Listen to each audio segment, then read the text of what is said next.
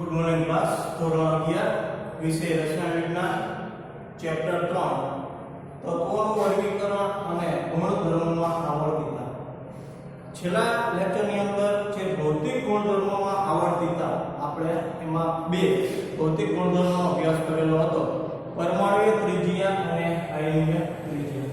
હવે અત્યારે જે બીજો ભૌતિક ગુણધર્મ છે આયનીયકરણ એન્થાલ્પી તેનો અભ્યાસ કરવાનો છે, બરાબર।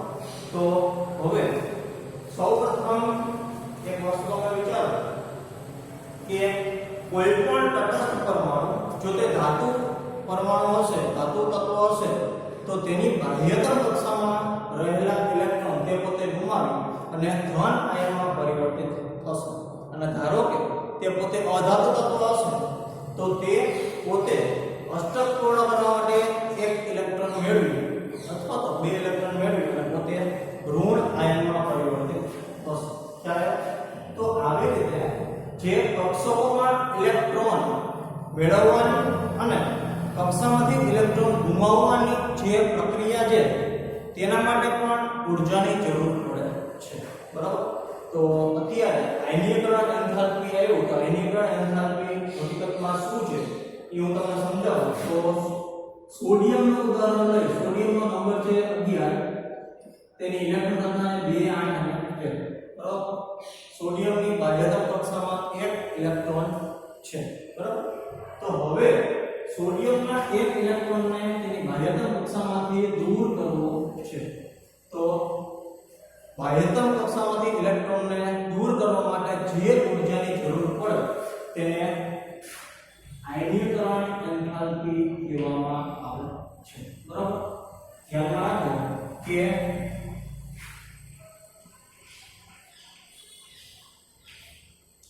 કેન્દ્રથી આ કેન્દ્રથી જેમ અંતર વધશે, તમને ખબર હોય કે કેન્દ્રથી જેમ અંતર વધે એમ કેન્દ્રનું જે આકર્ષણ બળ છે તે ઘટે અને આકર્ષણ બળ ઓછું રાખવાને લીધે છેલ્લી કક્ષામાં રહેલા જે ઇલેક્ટ્રોન છે તેને મુક્ત કરવા માટે જે ઊર્જા જોઈએ તે પણ ઓછી જોઈએ, બરાબર। એટલે ધાતુ તત્વમાં આયનીકરણ એન્થાલ્પીનું જે મૂલ્ય હોય છે તે ઓછું હોય છે। હવે એક વસ્તુનો વિચાર કરો કે છેલ્લી કક્ષામાં રહેલો ઇલેક્ટ્રોન છે તે તમે ગુમાવી દીધો અને તેમાં આયનીકરણ એન્થાલ્પીનું મૂલ્ય ઓછું છે, આ ઉપરાંત આકર્ષણ બળમાં કેવું છે ઓછું છે। હવે ધારો કે આજે છેલ્લી કક્ષા છે તેની અંદરની એક કક્ષાની અંદર રહેલા ઇલેક્ટ્રોનને તમારે મુક્ત કરવો છે, તો ધ્યાનમાં રાખજો કે તમે કેન્દ્રની નજીક જતા જાઓ, તો કેન્દ્રની નજીક જશો એમ કેન્દ્રનું આકર્ષણ બળ વધશે અને બીજા ઇલેક્ટ્રોનને મુક્ત કરવા માટે જે આયનીકરણ એન્થાલ્પી છે તે વધારે જશે। એટલે કહેવાનો મીનિંગ શું છે કે જેમ અંતર વધે એમ આકર્ષણ બળ ઘટે અને છેલ્લી કક્ષામાં રહેલા ઇલેક્ટ્રોનને દૂર કરવા માટે ઓછી ઊર્જાની જરૂર પડે, પરંતુ તમે જેમ કેન્દ્ર તરફ જાઓ તો કેન્દ્ર તરફના એના જે કક્ષામાં આવતા ઇલેક્ટ્રોનને તમારે જો મુક્ત કરવા જાય તો આકર્ષણ બળ વધવાને લીધે એની આયનીકરણ એન્થાલ્પીમાં પણ વધારો થશે, ખ્યાલ આવ્યો। એટલે આ ઇલેક્ટ્રોનને મુક્ત કરવા માટે ઊર્જાની જરૂર પડશે, પરંતુ તે ઊર્જા છેલ્લી કક્ષામાં રહેલા ઇલેક્ટ્રોનને મુક્ત કરવા માટે જે ઊર્જા વપરાણી તેના કરતાં વધારે ઊર્જા અહીંયા વપરાશે ઇલેક્ટ્રોનને મુક્ત કરવા માટે। તેનું રીઝન એક જ છે કેમ કે તે આ જે ઇલેક્ટ્રોન છે તેના કરતાં અંદરના ભાગમાં આવેલો છે અને કેન્દ્રથી નજીક આવેલો છે, અને કેન્દ્રથી નજીક આવેલો હોય તો તેનું જે આકર્ષણ બળ હોય તે વધારે હોય અને આ આકર્ષણ બળમાંથી મુક્ત થવા માટેની જે શક્તિ છે તે પણ વધારે જોશે, બરાબર। એટલે તમને જે આયનીકરણ એન્થાલ્પી છે તેનો ખ્યાલ આવી ગયો હશે। આયનીકરણ એન્થાલ્પીમાં ધ્યાનમાં રાખજો કે ઇલેક્ટ્રોનને મુક્ત કરવા માટેની ઊર્જા છે તમે જેમ કેન્દ્ર તરફ જતા જાઓ તેમ આયનીકરણ એન્થાલ્પીના મૂલ્યમાં વધારો થતો જાય। ધાતુ તત્વ હશે તેની આયનીકરણ એન્થાલ્પી ઓછી હશે, અધાતુ તત્વ હશે કે જેની બાહ્યતમ કક્ષામાં 7 ઇલેક્ટ્રોન હોય, હવે તમે વિચાર કરો 7 ઇલેક્ટ્રોન છે એ ગુમાવવા સેલા પડે કે એક ઇલેક્ટ્રોન મેળવવા સેલા ઈસી પડે, તો 7 ઇલેક્ટ્રોનને દૂર કરવા માટે જે આયનીકરણ એન્થાલ્પી છે તેનું મૂલ્ય વધારે જોશે। હવે 60 સુધીના જે પરમાણુ ક્રમાંક જે તત્વો છે તેની પ્રથમ આયનીકરણ એન્થાલ્પીના મૂલ્યો આલેખ સ્વરૂપે તમને પેજ નંબર 85 ઉપર આપેલા છે। હવે આલેખમાં આવર્તિતા અનિયમિત છે. આકૃતિ પરથી સ્પષ્ટ છે કે આલેખમાં આયનીકરણ એન્થાલ્પીના જે મૂલ્યો છે એ ઉમદા વાયુ તત્વોના છે જે ઇલેક્ટ્રોનથી સંપૂર્ણ ભરેલી હોય છે અને સ્થાયી ઇલેક્ટ્રોન રચના ધરાવે છે. બીજા આલેખમાં આયનીકરણ એન્થાલ્પીના ન્યૂનતમ મૂલ્યો આલ્કલી ધાતુઓના છે અને આ ધાતુઓના આયનીકરણ એન્થાલ્પીના મૂલ્યો નીચે હોય છે અને તેઓ સૌથી વધુ પ્રતિક્રિયાત્મકતા ધરાવે છે. હવે છેલ્લી કક્ષામાં ઇલેક્ટ્રોન રહેલા હોય છેલ્લા સમૂહના જો વાત કરવામાં આવે તો જેનું અષ્ટક પૂર્ણ છે જેને નિષ્ક્રિય વાયુ તત્વ કહેવામાં આવે છે તે રાસાયણિક રીતે સ્થિર છે. હવે અષ્ટક પૂર્ણ હોય તો 8 ઇલેક્ટ્રોનને દૂર કરવા માટે સૌથી વધારે ઊર્જાની જરૂર પડે. ખ્યાલ આવ્યો? એટલા માટે એના જે મૂલ્ય છે તે ઊંચા હોય છે. આલ્કલી ધાતુ તત્વની વાત કરવામાં આવે તો આપણે વાત કરી ઓલરેડી કે પહેલા સમૂહના જે તત્વો છે તેની બાહ્યતા કક્ષામાં એક જ ઇલેક્ટ્રોન છે અને તમે સમૂહમાં ઉપરથી નીચે જશો તો ક્રમિક વધારો પરમાણુ ક્રમ વધશે. પરમાણુ ક્રમ વધવાની સાથે કેન્દ્રથી જે છેલ્લા ઇલેક્ટ્રોન વચ્ચેનું અંતર છે તે વધશે, આકર્ષણ બળ ઘટશે અને જેટલું આકર્ષણ બળ ઘટશે એટલું છેલ્લા ઇલેક્ટ્રોનને મુક્ત કરવા માટેની જે આયનીકરણ એન્થાલ્પીનું મૂલ્ય છે તે પણ ઓછું જોશે. ખ્યાલ આવ્યો તમને બધાને? એટલે આ વસ્તુ ડાબીથી જમણી તરફ જતા પ્રથમ આયનીકરણ એન્થાલ્પીનું મૂલ્ય વધે જ્યારે સમૂહમાં ઉપરથી નીચે જતા તે મૂલ્ય ઘટે છે. સમૂહની તમે વાત કરી કે ઉપરથી નીચે જતા આયનીકરણ એન્થાલ્પીના મૂલ્યમાં ઘટાડો થાય, પરંતુ જો આવર્તની વાત કરવામાં આવે તો આવર્તમાં એક વધારો થાય, ક્રમિક વધારો થાય. ક્રમિક વધારામાં મેં તમને કીધું કે એક ઇલેક્ટ્રોન ઉમેરાતો જાય અને એક ઇલેક્ટ્રોન છે તે એક જ કક્ષામાં, ધારો કે પીની 3 કક્ષા છે તો એક ઇલેક્ટ્રોન સમાય તો 6 ઇલેક્ટ્રોન તેની અંદર સમાઈ શકે. તો આવી રીતે આવર્તની અંદર જે એક ઇલેક્ટ્રોન સમાય એની સામે કેન્દ્રીય વીજભાર પણ વધે. કેન્દ્રીય વીજભાર વધે એટલે આકર્ષણ બળ વધે. કક્ષા વધતી નથી પરંતુ વીજભાર વધે માટે તે સંકોચાશે અને આકર્ષણ બળ વધશે. આકર્ષણ બળ વધવાને લીધે આવર્તમાં રહેલા જેટલા પણ તત્વો હશે એના છેલ્લા ઇલેક્ટ્રોનને મુક્ત કરવા માટે વધારે આયનીકરણ એન્થાલ્પીની જરૂર પડશે. આયનીકરણ એન્થાલ્પી અને પરમાણુ ત્રિજ્યા એકબીજા સાથે ગાઢ રીતે સંકળાયેલા છે. આ વલણોને સમજવા માટે બે વસ્તુ ધ્યાનમાં લેવી પડે છે. પહેલું છે ઇલેક્ટ્રોનનું કેન્દ્ર તરફનું આકર્ષણ અને ઇલેક્ટ્રોન વચ્ચેનું આકર્ષણ. તત્વોમાં અંદરની કક્ષામાં રહેલા ઇલેક્ટ્રોન કેન્દ્ર અને સંયોજકતા ઇલેક્ટ્રોન વચ્ચે આવેલા હોવાથી સંયોજકતા ઇલેક્ટ્રોનને કેન્દ્રથી પરીક્ષિત કરે છે. આ અસરને શેલ્ડિંગ ઇફેક્ટ કહેવામાં આવે છે.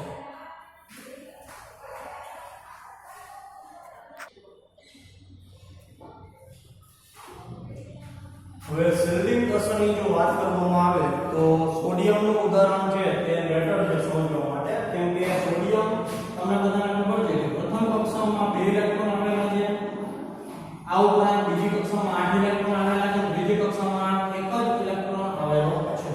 હવે તમે વિચાર કરો કે સોડિયમની જે બીજી કક્ષા છે તેની અંદર 8 ઇલેક્ટ્રોન આવેલા છે. હવે કેન્દ્ર તરફ લાગતું જે આકર્ષણ બળ છે તો ધ્યાનમાં રાખજો કે કેન્દ્ર ઉપર લાગતું જે આકર્ષણ બળ છે તે બીજી કક્ષામાં રહેલા જે 8 ઇલેક્ટ્રોન છે તે પોતાના ભાગે સરખું નથી. હવે એના લીધે શું થાય તો જે કેન્દ્રનું આકર્ષણ બળ બીજી કક્ષામાં રહેલા જે ઇલેક્ટ્રોન છે એ વહેંચી લે તો એના લીધે શું થાય તો જે બીજી કક્ષામાં રહેલો ઇલેક્ટ્રોન છે તેના ઉપર કેન્દ્રનું જે આકર્ષણ બળ છે તે ઓછું લાગે છે. હવે એક વસ્તુનો વિચાર કરો કે અહીંયા કે 8 ઇલેક્ટ્રોન બીજી કક્ષામાં રહેલા છે તે કેન્દ્રના આકર્ષણ બળને દીવાલની જેમ રોકી લે, બરોબર? તો દીવાલની જેમ રોકી લે તેવું કાર્ય કરે તો એના લીધે શું થાય કે છેલ્લી કક્ષામાં રહેલો જે ઇલેક્ટ્રોન છે ઓટોમેટિક એના ઉપર કેન્દ્રનું આકર્ષણ બળ ઓછું લાવવાનું અને જે ધાતુની અંદર આયનીકરણ એન્થાલ્પીનું મૂલ્ય ઓછું હોય છે તેના માટે આ જે કારણ છે તે પણ જવાબદાર છે. અંતર વધવાની સાથે જે અંદરની કક્ષામાં રહેલા ઇલેક્ટ્રોન હોય છે તે કેન્દ્રના આકર્ષણ બળને રોકી રાખે કે જેના લીધે બાહ્યતમ કક્ષામાં આકર્ષણ બળ ઓછું લાગે અને આ અસરને કહેવાશે શેલ્ડિંગ અથવા તો સ્કિનિંગ ઇફેક્ટ. આવર્તમાં લિથિયમથી ફ્લોરિન તરફ જઈએ તેમ ક્રમશઃ ઇલેક્ટ્રોન છે એ ઉમેરાતો જાય છે અને આંતરિક ભરાયેલી કક્ષક દ્વારા શેલ્ડિંગ અસરમાં કોઈ પણ જાતનો વધારો થતો નથી અને માટે આવર્તની અંદર તમને જે આયનીકરણ એન્થાલ્પી છે તેમાં શું જોવા મળશે તો ઘટાડો જોવા મળશે। જ્યારે સમૂહની વાત કરવામાં આવે તો સમૂહમાં ક્રમિક વધારો થવાની સાથે જે વધારાના ઇલેક્ટ્રોન છે તે કક્ષકમાં ઉમેરાતા જાય અને કેન્દ્રથી કક્ષા દૂર જતા જાય, છેલ્લો ઇલેક્ટ્રોન દૂર જતો જાય અને છેલ્લા ઇલેક્ટ્રોનની વચ્ચેના ભાગમાં આવેલા ઇલેક્ટ્રોન છે તે દિવાલનું કામ કરી અને કેન્દ્રના આકર્ષણ બળને ઘટાડે અને એના લીધે જે સમૂહમાં જે આયનીકરણ એન્થાલ્પીનું મૂલ્ય હોય છે તે ઊંચું હોય છે।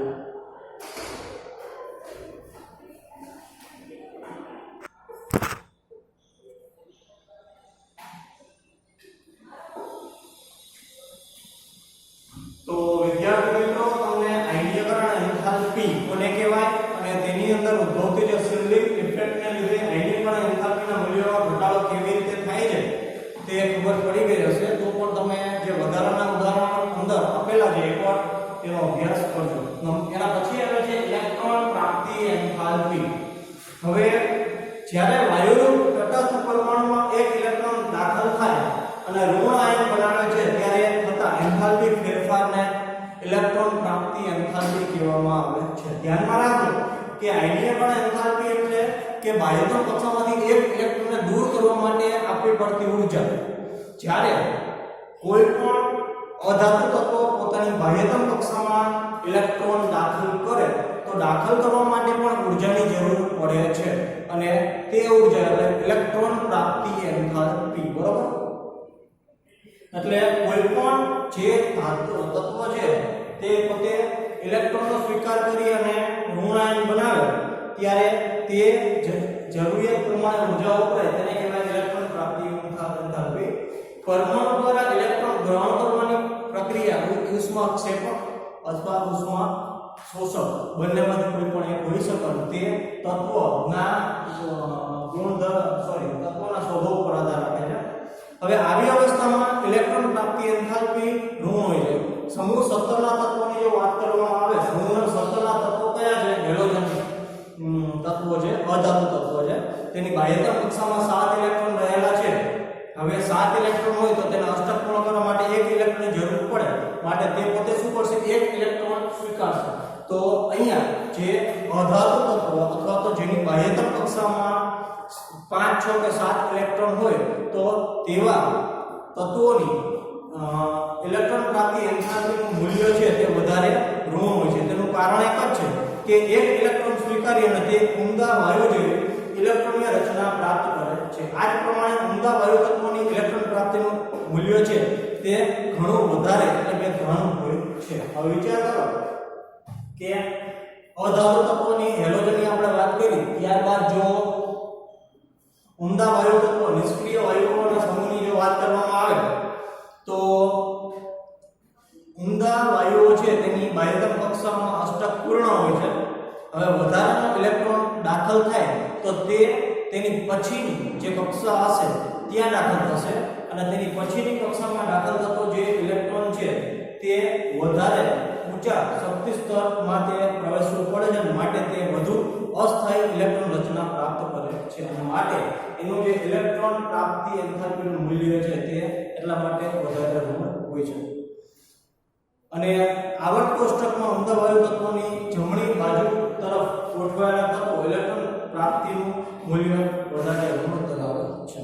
આયનીકરણ એન્થાલ્પીની સરખામણીમાં ઇલેક્ટ્રોન પ્રાપ્તિ એન્થાલ્પીના પરિવર્તનનો ક્રમ ઓછો હોય છે। ડાબી તરફથી જમણી તરફ જઈએ અને પરમાણુ ક્રમાંક વધતા જતા પરમાણુ ક્રમાંકની સાથે ઇલેક્ટ્રોન પ્રાપ્તિ એન્થાલ્પીનું મૂલ્ય વધુ ઋણ બનતું જાય છે। કહેવાનો મીનિંગ શું છે કે આધુનિક આવર્ત કોષ્ટકમાં જે આવર્ત આવેલા છે, ડાબી બાજુ ધાતુ તત્વો, જમણી બાજુ અધાતુ તત્વો, તમે ડાબીથી જમણી તરફ જાઓ એટલે ઇલેક્ટ્રોન સ્વીકારવાનો જે ગુણધર્મ છે તે વધતો જાય, અધાત્વીય ગુણધર્મમાં વધારો થાય અને અધાત્વીય ગુણધર્મની અંદર ઇલેક્ટ્રોન પ્રાપ્તિ એન્થાલ્પીનું જે મૂલ્ય હોય છે તે વધારે હોય છે, કેમ કે અધાતુ તત્વો પોતે ઇલેક્ટ્રોન સ્વીકારી અને ઋણ આયન બનાવે છે। અને જમણી તરફથી ડાબી તરફ જાશો તો જે ધાત્વીય ગુણધર્મ છે તે વધતો જશે અને જે ઇલેક્ટ્રોન પ્રાપ્તિ એન્થાલ્પીનું મૂલ્ય છે તે ઘટતું જશે। સમૂહની વાત કરવામાં આવે તો ઉપરથી નીચે જતા ક્રમિક વધારો થાય એની સાથે શું થાય તો ધાત્વીય ગુણધર્મ વધે, કેમ કે કેન્દ્રથી અંતર વધે, અંતર વધવાની સાથે ઇલેક્ટ્રોન કેન્દ્રથી દૂર જતો જાય, આકર્ષણ બળ ઘટે, સ્પિનિંગ અસરને કારણે આકર્ષણ બળ ઓછું લાગે અને એનો જે ધાત્વિક ગુણધર્મ વધવાની સાથે એના જે ઇલેક્ટ્રોન પ્રાપ્તિ એન્થાલ્પીના મૂલ્યોમાં પણ શું થશે તો ઘટાડો થશે, બરાબર। એટલે આવી રીતે તમને એક વસ્તુ ધ્યાનમાં રાખવાની કે ઇલેક્ટ્રોન પ્રાપ્તિ એન્થાલ્પી એટલે ઇલેક્ટ્રોનને દાખલ કરવા માટે આપવી પડતી ઊર્જા અને એમાં ખાસ કરીને આવર્તમાં અને સમૂહમાં શું ફેરફાર થાય છે તે તમારે જોવાના છે। ઉદાહરણ આપેલા છે, એકવાર ગોઠવો, તમે એકવાર જોઈ લેજો, પેજ નંબર 87 ઉપર આપેલું છે। મૂલ્યોના આધારે તમને ખબર પડી જશે કે આવર્તમાં તેના મૂલ્યોમાં કેટલો વધારો થાય અને સમૂહોની અંદર તેના મૂલ્યોમાં કેટલો ઘટાડો થાય। ત્યારબાદ આવે છે વિદ્યુત ઋણતા। હવે વિદ્યુત ઋણતાની જો વાત કરવામાં આવે તો એના પહેલા હું તમને એક ઉદાહરણ આપી દઉં કે ધારો કે H અને Cl છે, તમને બધા ખબર છે હાઇડ્રોજન પાસે એક જ ઇલેક્ટ્રોન છે અને ક્લોરીન પાસે પણ એક જ ઇલેક્ટ્રોન છે, તે બંને એકબીજા સાથે ઇલેક્ટ્રોનની ભાગીદારી કરી અને બંધ બનાવે છે। તો હવે H અને Cl વચ્ચે જે ઇલેક્ટ્રોન નો બોન્ડ હશે તે હાઇડ્રોજન પોતે એક ઇલેક્ટ્રોન દાન કરી અને ધન વિભાર બનાવે છે, ક્લોરીન પોતે એક ઇલેક્ટ્રોન સ્વીકારી ઋણ વિભાર બનાવે છે। તો આ જે ઇલેક્ટ્રોનની જોડ હશે તે ઋણ એટલે કે ઋણ આયન તરફ વધારે હશે। કહેવાનો મતલબ કે આ ઇલેક્ટ્રોનનું જે અંતર હશે તે હાઇડ્રોજનથી વધારે હશે જ્યારે ક્લોરીનથી નજીક હશે, એટલે ઇલેક્ટ્રોનનું ઝૂમખું ઇલેક્ટ્રોનની જોડ તે ક્લોરીનથી વધારે નજીક હશે, તો તેને કહેવાય વિદ્યુત ઋણતા। રાસાયણિક સંયોજનમાં સહસંયોજક બંધના જે ઇલેક્ટ્રોન યુગ્મને પોતાની તરફ આકર્ષિત કરવાની જે ક્ષમતા છે એના માપને વિદ્યુત ઋણતા કહેવામાં આવે છે। વિદ્યુત ઋણતાને આઈડિયલ એન્થાલ્પી અને ઇલેક્ટ્રોન પ્રાપ્તિ એન્થાલ્પીની જેમ માપી શકાતી નથી, પરંતુ તો પણ વિદ્યુત ઋણતા માપવા માટેના અમુક એકમો છે તે વિકસાવેલા છે, જેમ કે પાઉલિંગ એકમ, મુલિકન જાફે એકમ, ઓલરેડ રોચો એકમ। તે પૈકીનો પાઉલિંગ માપદંડ છે તે વ્યાપક છે। 1922માં પાઉલિંગે ફ્લોરિનને ઇલેક્ટ્રોનની આકર્ષણની સૌથી વધારે ક્ષમતા ગણી અને ફ્લોરિનનું જે વિદ્યુત ઋણતાનું મૂલ્ય છે એ 4 નક્કી કર્યું અને તેને અનુલક્ષીને તે બીજા જે અધાતુ તત્વો છે તેના વિદ્યુત ઋણતાના મૂલ્યો નક્કી કરવામાં આવે છે। એટલે ધ્યાનમાં કોને રાખવાનું તો ફ્લોરિનને, અને ફ્લોરિનની વિદ્યુત ઋણતા નક્કી થયેલી છે 4। વિદ્યુત ઋણતા કોઈ આપેલા તત્વ માટે અચળ રહેતી નથી, તે બદલાતી રહે છે। તેમ છતાં બે પરમાણુઓ એકબીજા સાથે કેવા પ્રકારના બળથી જોડાયેલા છે તે પણ તે ત્યાં મહત્વ ધરાવે છે। સામાન્ય રીતે વિદ્યુત ઋણતા આવર્ત કોષ્ટકમાં ડાબીથી જમણી તરફ જતા વધે છે અને સમૂહમાં ઉપરથી નીચે તરફ જતા ઘટે છે। હવે એક વસ્તુ ધ્યાનમાં રાખો કે જ્યાં અધાતુ જ્યાં હશે ત્યાં વિદ્યુત ઋણતાનું જે મૂલ્ય હશે તે વધારે હશે। હવે અહીંયા ઉદાહરણ આપ્યું કે ક્લોરીન છે, તો ક્લોરીન પોતે અધાતુ તત્વ છે, પોતે ઇલેક્ટ્રોન સ્વીકારે છે અને ઇલેક્ટ્રોન સ્વીકારવાળા જેટલા પણ તત્વો હશે તેની નજીક આ જે સહસંયોજક બંધનું ઇલેક્ટ્રોનનું ઝૂમખું છે તે નજીક રહેશે। એટલે આવર્તની અંદર તમને બધાને ખબર છે કે ડાબીથી જમણી તરફ જાય એટલે ઓટોમેટિક અધાત્મિક ગુણધર્મ વધે, ઇલેક્ટ્રોન સ્વીકારવાનો ગુણધર્મ વધે, તો ત્યાં વિદ્યુત ઋણતાનું મૂલ્ય પણ વધશે, કેમ કે અધાતુની જે ઇલેક્ટ્રોન સ્વીકારવાવાળો હોય તેની વધારે નજીક જે ઇલેક્ટ્રોનની જોડ છે તે રહે છે। જ્યારે સમૂહની વાત કરવામાં આવે તો સમૂહમાં ઉપરથી નીચે જતા ધાત્વીય ગુણધર્મો વધે, ધાત્વીય ગુણધર્મો વધવાની સાથે જે વિદ્યુત ઋણતાનું મૂલ્ય છે તે ઘટે। હવે આવર્તમાં ડાબી તરફથી જમણી તરફ જતા તે ઘટે છે, સમૂહમાં ઉપરથી નીચે તરફ જતા ઘટે છે। આવર્તમાં પરમાણુ ત્રિજ્યા ઘટવાની સાથે બાહ્યતમ કક્ષાના ઇલેક્ટ્રોન અને કેન્દ્ર વચ્ચેનું આકર્ષણ બળ વધે છે અને વિદ્યુત ઋણતા વધે છે। પેજ નંબર 88 પર તમને ઉદાહરણ આપીને જો આવર્તની અંદર lithium, beryllium, boron, carbon, nitrogen, oxygen અને ફ્લોરિન અને સમૂહની અંદર લિથિયમ, સોડિયમ, પોટેશિયમ, રુબિડિયમ અને સીઝિયમ, ત્યાં તમને ફ્લોરિનને અનુલક્ષીને જે વિદ્યુત ઋણતાના મૂલ્યો છે તે આપેલા છે એટલે તમને ખ્યાલ આવી જશે। અધાતુ તત્વોમાં ઇલેક્ટ્રોન પ્રાપ્તિનું વલણ પ્રબળ હોય છે, માટે વિદ્યુત ઋણતાનો સીધો સંબંધ અધાત્મિક ગુણધર્મો સાથે રહેલો છે। બીજા શબ્દોમાં કહીએ તો વિદ્યુત ઋણતાનો વ્યસ્ત સંબંધ તત્વોના ધાત્વિક ગુણધર્મો સાથે છે। વ્યસ્ત સંબંધ એટલે કે વિદ્યુત ઋણતા છે જે ઇલેક્ટ્રોન સ્વીકારવા વાળો હોય તેની વધારે નજીક હોય તો ઇલેક્ટ્રોન સ્વીકારે કોણ તો અધાતુ તત્વ, અને જે ઇલેક્ટ્રોન ગુમાવવા વાળું હોય તેનાથી તે દૂર હોય. જેમ કે અહીંયા હાઇડ્રોજન છે તે ઇલેક્ટ્રોન ગુમાવે તો આ બે જોડ છે તે આનાથી દૂર છે પરંતુ Cl ની નજીક છે. એટલે ડાયરેક્ટલી કહી શકાય કે અધાત્વિક જે તત્વો છે તે વિદ્યુત ઋણતાથી વધારે નજીક હોય છે, જ્યારે ધાત્વિક તત્વો વિદ્યુત ઋણતાથી દૂર હોય છે.